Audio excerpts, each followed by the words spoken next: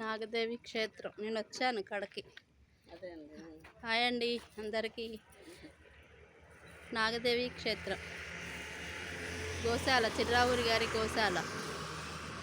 ఇది ఇలా ఉంది, కన్స్ట్రక్షన్లో ఉంది, కానీ లోపల ఇందాక చూపించి కొంచెం చిన్న వీడియో తీశాను. అది కొంచెం ప్రశాంతంగా ఉందండి. వచ్చినాక హాయిగా అనిపించింది. ఆయన అన్నారుగా పుట్టింటికి వచ్చినట్టని. ఆ తల్లి దయ ఉంటేనే వస్తాం. అమ్మ అనుగ్రహం ఉండాలి. అమ్మను వేడుకోవాలండో, ముందే చెప్తున్నా, అమ్మను వేడుకోవాలి. ఇదిగోండి అక్కడ ఉంటారు అమ్మ. ఒక్కసారి అండి ఇంకేసి వస్తాం. అమ్మను వేడుకోవాలి మనం.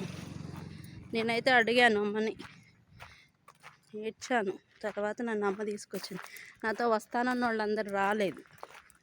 వస్తానన్నారు కానీ ఎవరు రాలే. సరేలే అని, ఎవరికైనా అదృష్టం ఉండాలి కదా అమ్మని చూడాలంటే.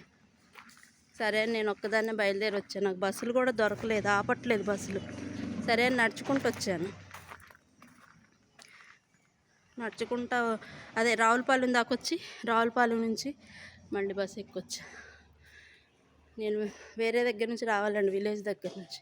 మీరు కూడా అనుకోండి, అమ్మవారిని కోరుకోండి, రావాలని అమ్మని వేడుకోండి.